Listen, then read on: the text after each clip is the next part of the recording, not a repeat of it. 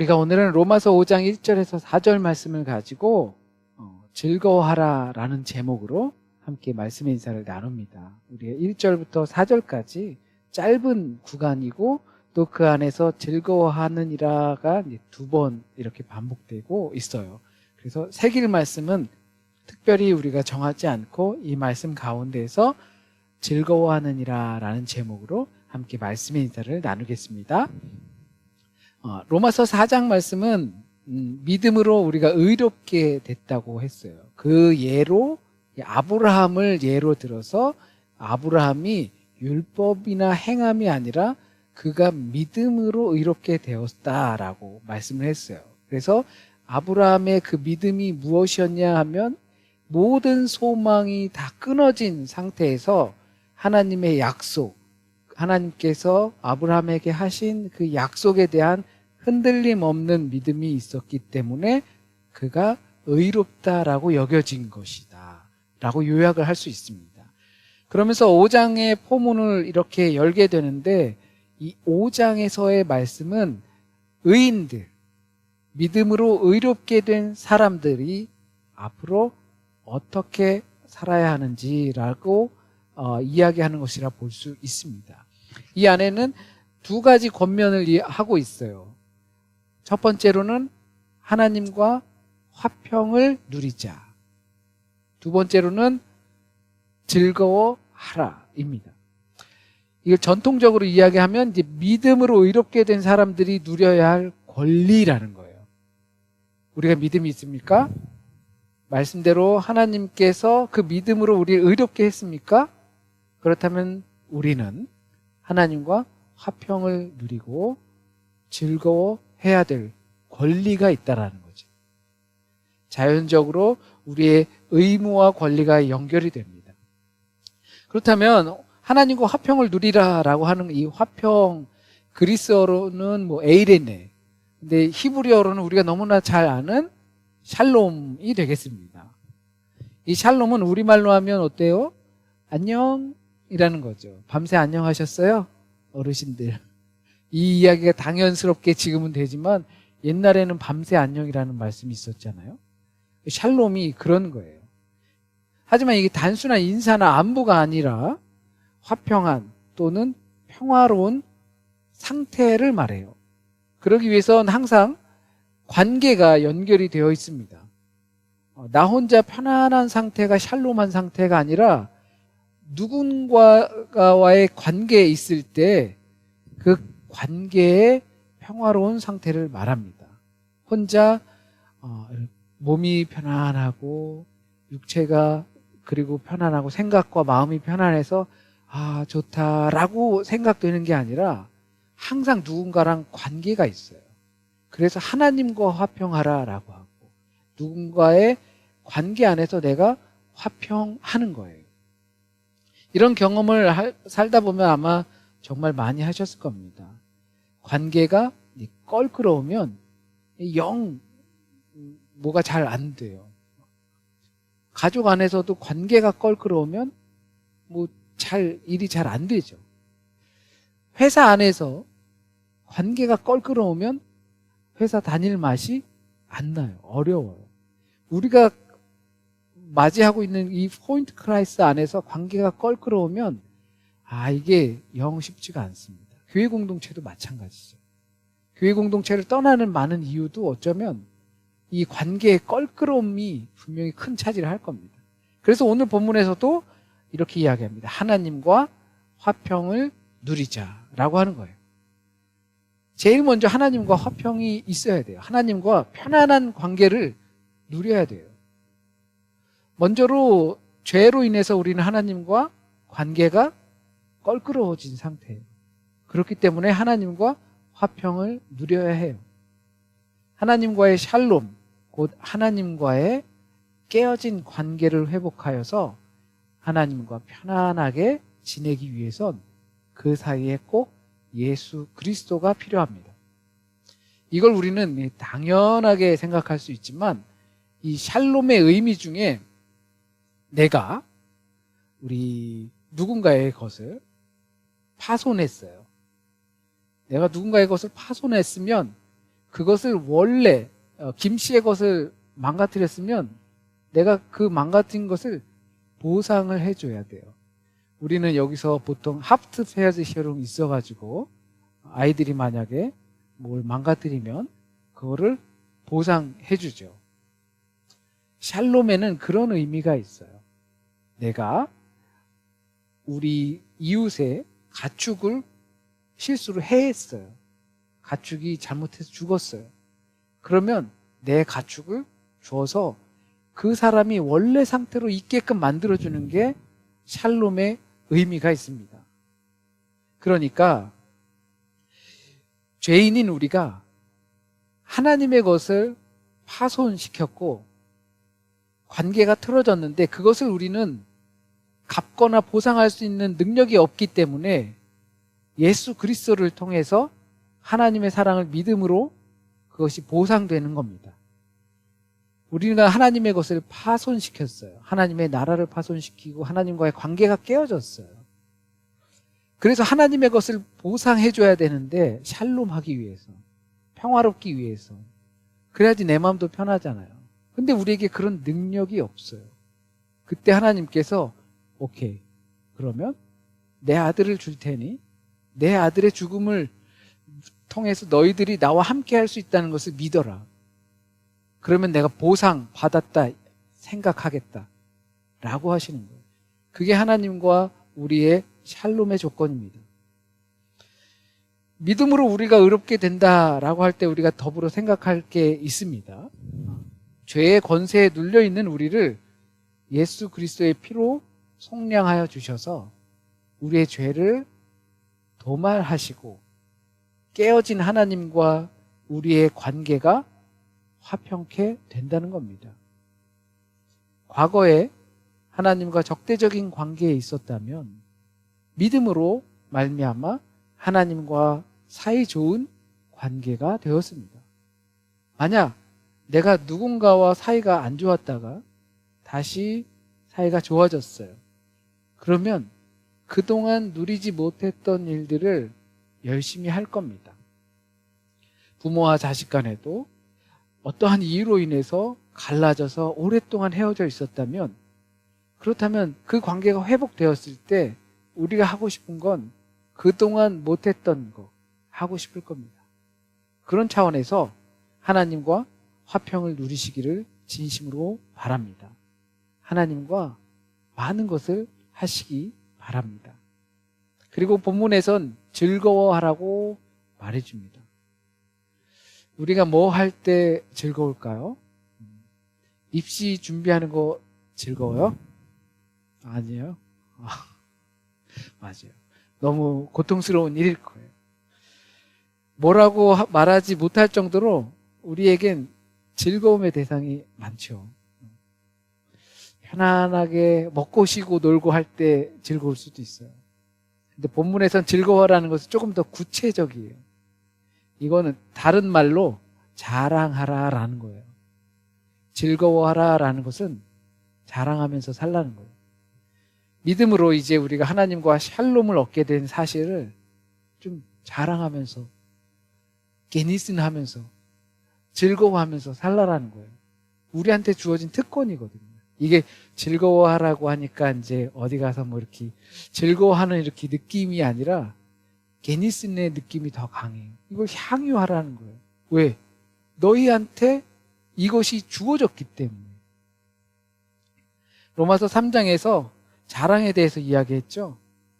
모든 사람이 죄 아래 있고, 그래서 의인은 하나도 없고, 그렇기 때문에 우리는 육체로 자랑할 것이 아무것도 없습니다. 그래서 내가 너보다 낫다라고 할 수 있는 것이 없게 돼요. 저 사람과 나랑 비교했을 때 육체적으로는 어떻게 그렇게 보일지 모르지만 우리가 하나님 앞에서 서 있다라는 인식이 있기 때문에 자랑할 게 전혀 없어요.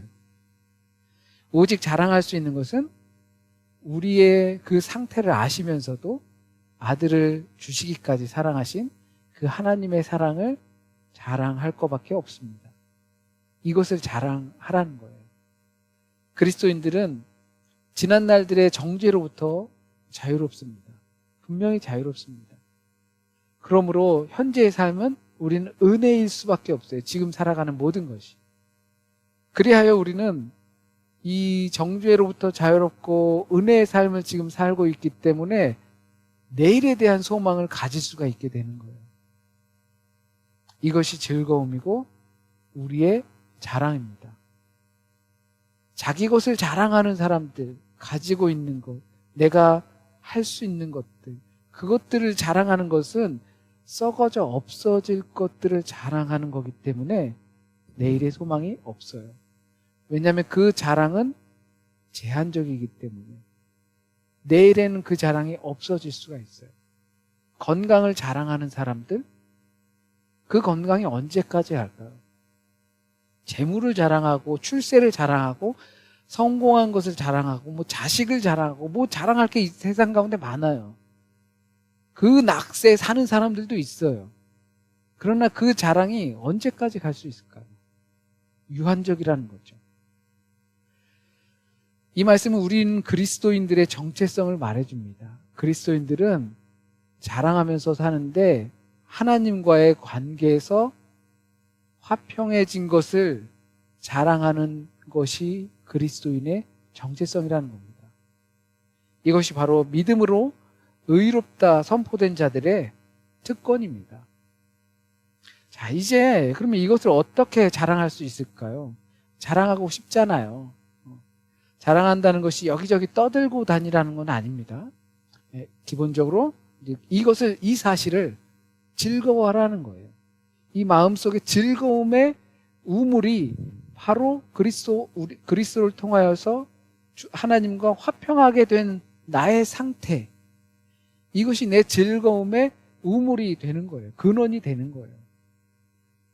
인생을 살다가 보면 그닥 즐거운 게 없는 것처럼 느껴지기도 하죠. 그냥 사는 것 같아요. 딱히 즐거운 게 없다고 느껴질 때도 있어요. 왜 그럴까요? 왜 내 인생은 그렇게 즐거운 게 없을까요? 왜 내 삶에 즐거움이 없을까요? 정말 여러 가지가 있겠지만 오늘 본문을 통해서 얻는 것은 죄의 크기와 은혜의 크기와 즐거움의 크기가 같다라는 겁니다. 이 부분의 가장 기본은 자기 자신에 대해서 얼마나 알고 있느냐는 거예요. 자기 객관화, 자아 성찰, 바로 이 부분이 잘 되면 나의 죄의 크기를 내가 인식하게 되면 거기서부터 깨끗해졌다라는 은혜의 크기를 인식하게 되고 그 은혜의 크기를 내가 알게 되면 즐거움의 크기가 그대로 옮겨온다는 거죠. 그러면 즐거움의 크기가 우리는 달라질 수밖에 없어요. 우리의 삶에 알고 있는 것뿐만 아니라 나를 들여다봄을 통해서 나의 죄의 크기와 나의 수준과 이것들을 객관적으로 내 눈으로 볼 수 있고 그럼에도 불구하고 나의 상태를 하나님께서 용서해 주신 그 크신 은혜, 나는 요만큼밖에 잘못이 안 했는데 그걸 용서받으면 요만큼의 은혜밖에 나는 몰라요. 그러면 내 즐거움은 요만큼밖에 되지 못한다라는 거예요.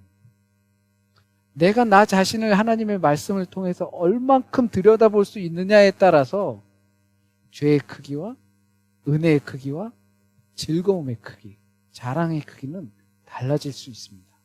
이것이 믿음 안에 있는 사람들이 즐거워하는 원리예요. 고요히 자신을 바라보며 또 하나님을 바라보시며 이 즐거움이 더욱더 커지길 진심으로 바랍니다. 바울은 우리에게 환난 중에도 이와 같은 즐거움을 말하고 있습니다. 이게 믿음으로 의롭게 되어서 은혜 안에 오늘을 살아가는 사람의 성숙한 자세라고 말해주고 있어요. 극심한 시련과 어려움 속에서도 지금까지 말한 죄의 속량과 믿음과 은혜가 있기 때문에 어떤 환난이 있다고 해도 우리는 즐거울 수 있다는 거죠. 아니, 오히려 환난, 인내, 연단을 통해 더 큰 소망을 볼 수 있다는 거예요. 지금 환난, 어려움을 겪고 있다면, 그렇다면 우리는 이 죄의 크기, 은혜의 크기, 즐거움의 크기를 이미 알고 있기 때문에 이 환난을 지나 인내와 연단을 통해 소망에 이를 수 있다는 것을 알기 때문에 환난의 시기 때에 물론 힘들겠지만 그 순간을 보는 것이 아니라 미래를 보기 때문에 우리는 그 또한 즐거워할 수 있다라는 거죠. 이것이 말이 쉽지, 그죠? 환난을 즐거워할 사람이 어디 있겠습니까? 피할 수 없으면 즐기라는 말도 있죠. 어려운 일이 우리에게 닥쳤을 때 믿음으로 성숙한 그리스도인들이 어떻게 은혜 안에 머무르는지 말하고 있는 겁니다. 어려운 일이 분명히 닥치게 되어 있습니다. 우리가 기도할 때 어려운 일이 닥치지 않게 해달라고 기도할 수는 있는데 먼저는 그것을 극복해야 되는 거죠.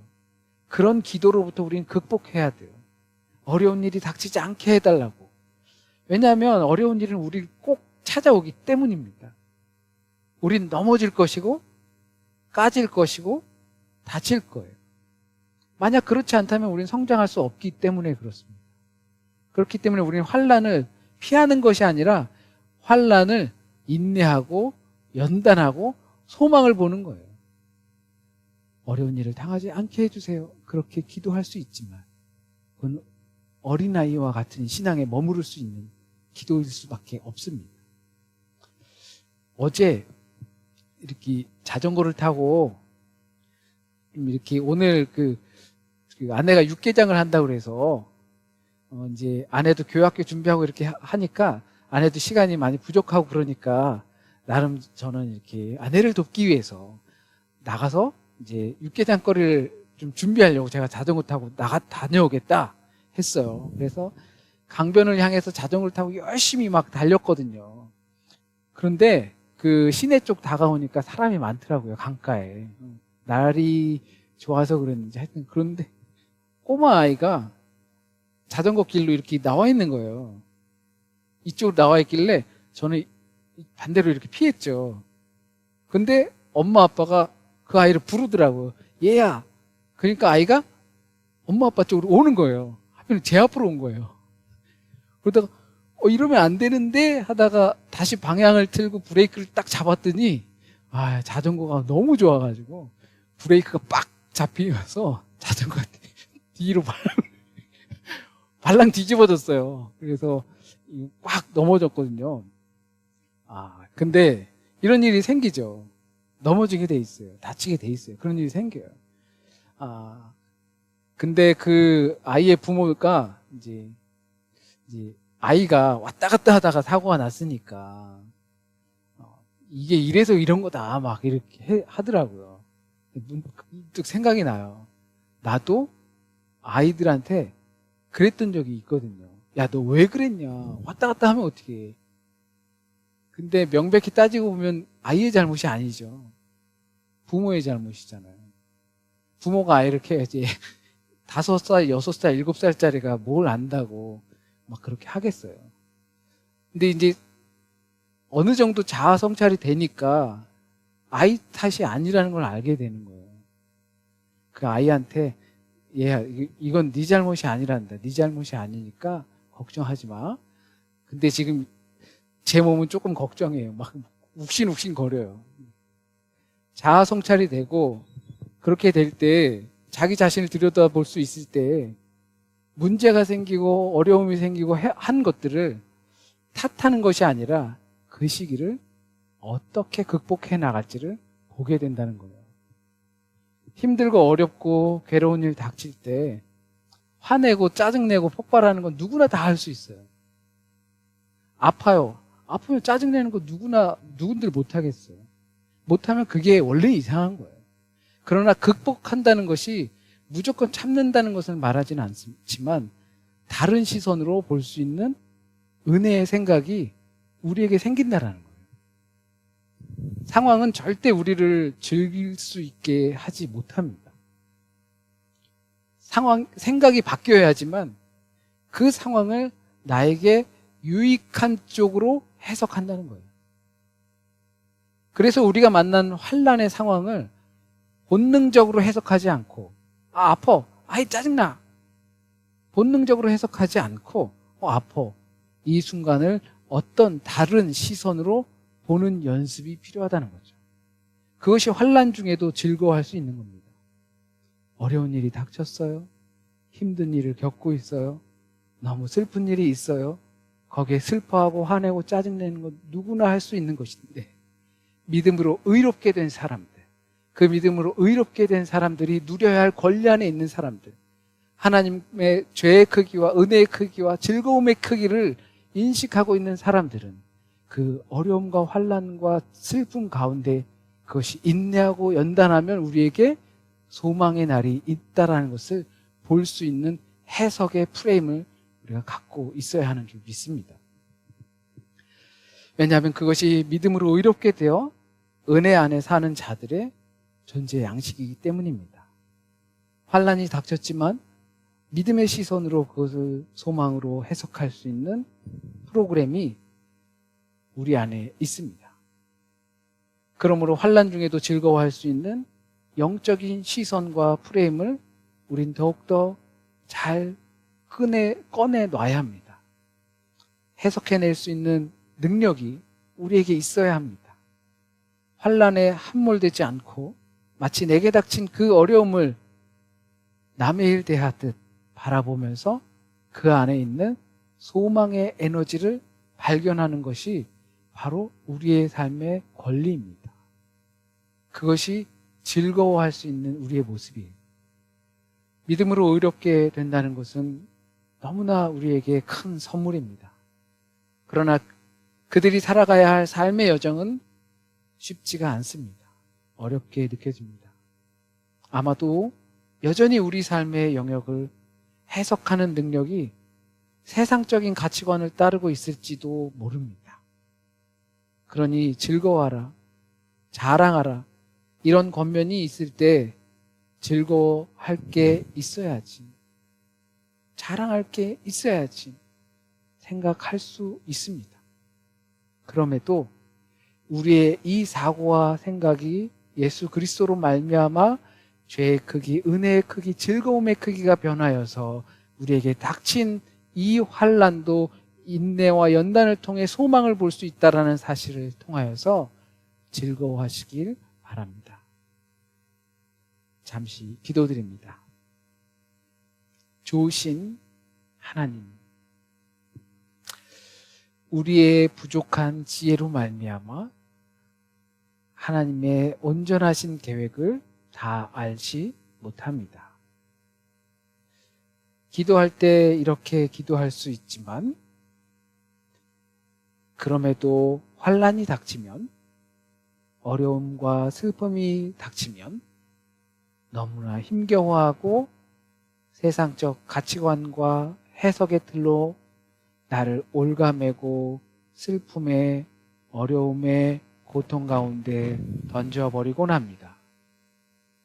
오늘 말씀을 통하여서 우리 자신을 하나님의 말씀으로 잘 들여다보고 나를 용서하신 그 죄의 은혜의 크기가 얼마나 큰지 우리가 깨닫게 하시고, 우리는 이미 하나님과 화평케 되었고 그 화평을 누리며 그것을 즐거워하며 살아갈 수 있도록 주님 인도하여 주옵소서. 오늘 우리에게 주실 하나님의 말씀, 우리가 꼭 들어야 할 그 말씀 우리가 꼭 듣게 하여 주시고, 우리의 생각 속에 기억나게 하여 주시고, 우리의 삶 속에서 나도 모르는 사이에 뿌리 내리고 주님의 은혜로 말미암아 열매 맺게 인도하여 주옵소서. 한 주간의 삶도 주님께 맡깁니다.